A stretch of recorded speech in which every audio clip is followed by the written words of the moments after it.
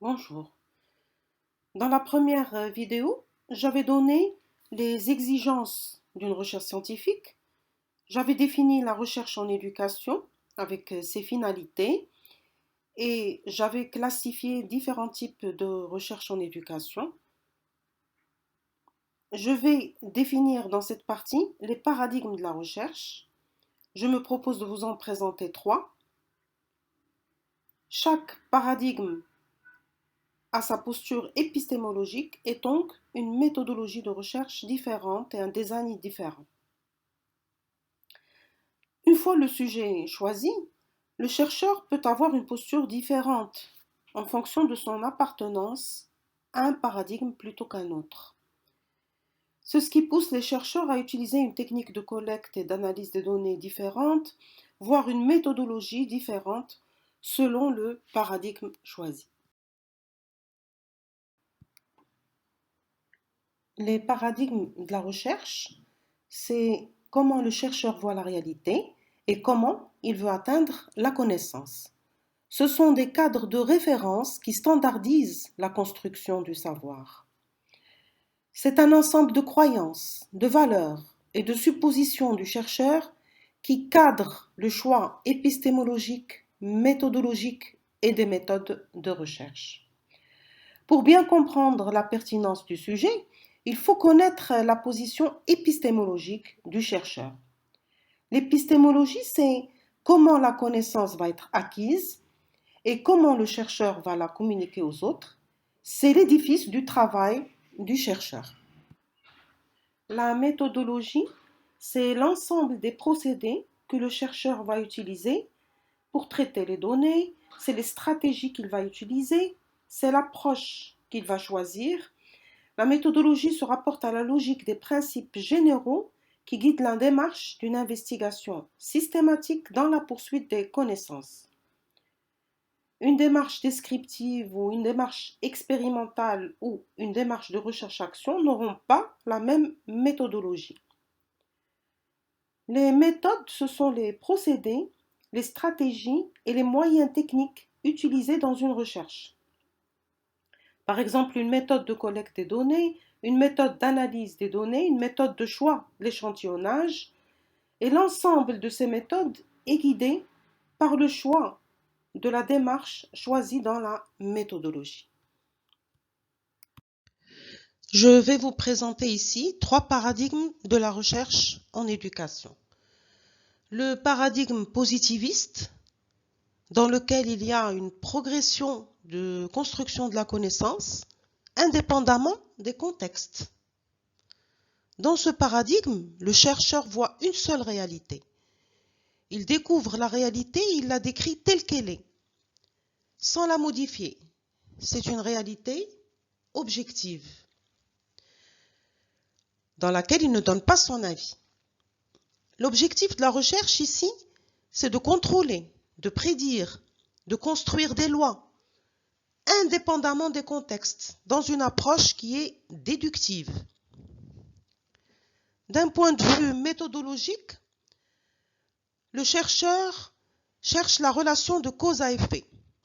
Il va décomposer les phénomènes en variables et il va essayer de trouver ou d'établir des liens de causalité entre les variables.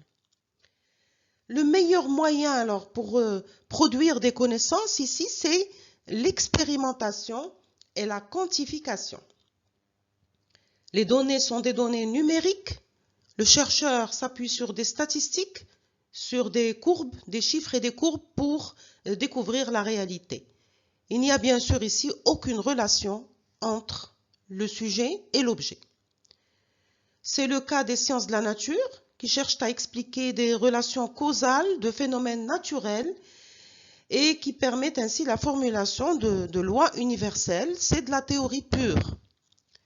Les sciences de la nature, c'est des sciences, ce sont des choses inanimées, ce sont des plantes, des animaux, de la botanique, de la physique, de la chimie, etc. Donc, il n'y a pas ici d'humain. Par contre, en sciences humaines, il y a plus il y a l'humain qui entre en jeu, il y a le comportement humain qui entre en jeu, donc il n'y a plus d'objet.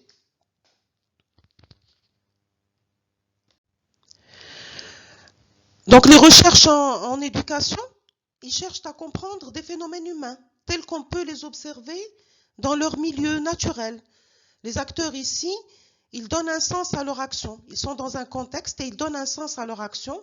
Et ceci est un point négatif du paradigme positiviste qui ne prend pas en considération le comportement humain.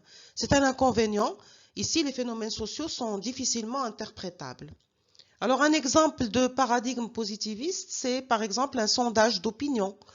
Un étudiant qui fait un sondage auprès d'une population d'élèves pour déterminer statistiquement leurs attitudes à l'égard d'une nouvelle façon d'enseigner les sciences physiques, par exemple. Donc là, les résultats, ils sont reproductibles, ils sont fidèles, ils sont valides, ils sont fiables. Et on part donc là, on essaie de découvrir des lois par une approche ici déductive.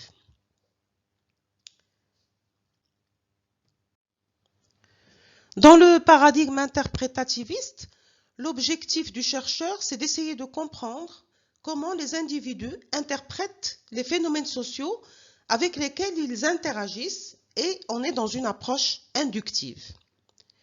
La réalité est subjective, elle est affectée par le chercheur, ses croyances.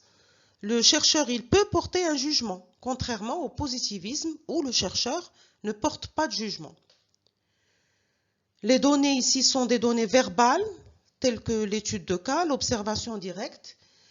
Et là, dans l'interprétativisme, les résultats, on trouve différents résultats en fonction de différents chercheurs. Les résultats ne peuvent pas être généralisés. Le chercheur cherche à comprendre en profondeur les phénomènes sociaux. Dans le constructivisme, le chercheur est extérieur à la réalité. Il ne cherche plus à expliquer ou à comprendre, mais à changer la société.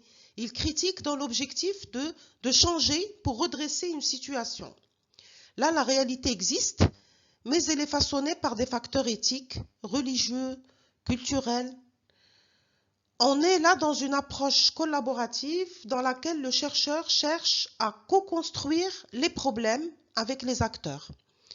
C'est le cas, par exemple, de la recherche-action, dans laquelle on cherche un problème immédiat, on l'identifie, on planifie une solution et on voit les changements qui sont observés. Les données ici sont des données principalement qualitatives, mais elles peuvent être mixtes, c'est-à-dire qualitatives et quantitatives. La recherche en éducation, ici, centre ses préoccupations dans cette approche sur la profession enseignante et sur le développement professionnel. Je développerai la recherche-action dans une prochaine vidéo. Quand on est dans un paradigme positiviste, la recherche est quantitative. On cherche l'effet d'une variable indépendante sur une variable dépendante. Le type de recherche, c'est une recherche descriptive, quantitative, qui consiste à décrire comment les variables ou les concepts interagissent et comment ils peuvent être associés. Par exemple, décrire des phénomènes ou une situation, faire par exemple un inventaire systématique des comportements d'un sujet dans une situation donnée. Décrire par exemple des pratiques enseignantes par une enquête. Un exemple également de recherche descriptive, c'est par exemple un sondage d'opinion. Le sondage d'opinion dont j'avais parlé tout à l'heure, c'est un étudiant qui fait un sondage auprès d'une population d'élèves pour déterminer leurs attitudes à l'égard d'une nouvelle façon d'enseigner. La recherche, elle peut être également corrélative, en cherchant à établir des liens entre deux variables, mais sans modifier les variables. Un exemple de recherche corrélative, c'est un enseignant qui analyse les résultats de différents groupes d'élèves qui ont suivi des cours selon différentes approches pédagogiques afin d'établir des corrélations entre les résultats obtenus par les élèves et les méthodes d'enseignement utilisées. La recherche, elle peut être également expérimentale. Une expérience va consister à manipuler une ou plusieurs variables pour mesurer leur impact sur la variable à expliquer en isolant au maximum les autres variables qui peuvent perturber cette relation pour qu'elle garde sa scientificité. Et là, il s'agit d'une vérification, bien sûr, d'hypothèses causales. L'étude veut prédire une relation causale et le chercheur va agir là sur une variable pour étudier son effet sur une autre variable. Mais pour ce type de recherche, 4 conditions doivent être respectées. C'est le choix de l'échantillon, au hasard, au sein d'une population. C'est la mise en place d'un groupe contrôle et d'un groupe expérimental. Sur le groupe expérimental, on va utiliser par exemple une méthode d'enseignement. Sur le groupe contrôle, on ne va pas utiliser une méthode d'enseignement et on va comparer. Et donc là, il faut bien sûr qu'il y ait des pré-tests et des post-tests, mais il faut faire attention à ce qu'il y ait une équivalence des groupes expérimentaux et des groupes contrôle. Les dispositifs de recherche en éducation, ce sont le plus souvent des groupes, des dispositifs quasi expérimentaux, puisqu'ils respectent uniquement la condition de présence de 2 groupes, groupe témoin ou contrôle et groupe expérimental. Un exemple de recherche expérimentale, c'est évaluer les effets de la méthode d'enseignement utilisée par l'enseignant sur les apprentissages des élèves. Et là, pour ce faire, des dispositifs de recherche quasi expérimentaux peuvent être utilisés. Et donc là, il s'agira de manipuler une variable indépendante, qui est la méthode d'enseignement, et d'en observer les effets sur une variable dépendante, qui sont par exemple les résultats, les apprentissages des élèves. Lorsque le chercheur est dans un paradigme interprétativiste, la recherche est une recherche qualitative. L'objectif principal de cette recherche qualitative, c'est de fournir une description complète et détaillée de l'objet de recherche. Il s'agit ici de comprendre en profondeur des phénomènes à partir des significations du chercheur ou des significations que les acteurs de la recherche leur donnent. Le chercheur est ici participant à la recherche. Les études sont menées dans le milieu naturel des participants, dans le terrain. Un exemple type de recherche qualitative, c'est l'étude de cas. Dans cette recherche d'étude de cas, c'est une recherche dans laquelle le chercheur, au lieu de porter sa recherche sur un grand nombre de personnes, étudie un nombre limité de cas. On peut étudier par exemple le comportement d'un nombre restreint d'élèves en classe. 1 ou 2 élèves par exemple qui ont un comportement particulier en vue de comprendre en profondeur leur comportement. On peut choisir un individu ou un groupe de personnes ou un établissement par exemple, mais on ne peut pas généraliser les résultats. Mais il faut s'efforcer de bien communiquer pour comprendre en profondeur la façon de penser et de vivre des personnes qui sont ici objets de recherche. Il est donc important et il ne faut pas craindre de prendre en considération la vie mentale et la vie affective des personnes qu'on étudie. Un autre type de recherche, c'est la recherche ethnographique qui a pour but d'étudier sur le terrain la culture et le mode de vie de personnes. Un exemple de recherche ethnographique en éducation, c'est par exemple étudier la socialisation d'un enseignant débutant. Et puis, il y a l'observation participante dans laquelle le chercheur participe à la recherche.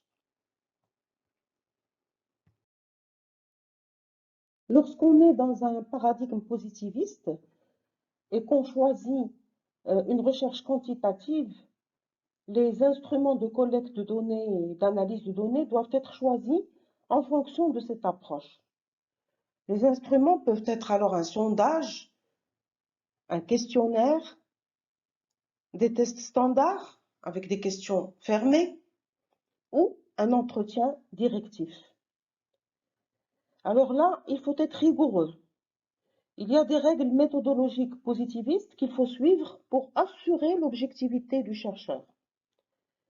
Les questions posées dans les sondages ou dans le questionnaire ne doivent refléter ni les opinions du chercheur, ni les valeurs auxquelles il est attaché.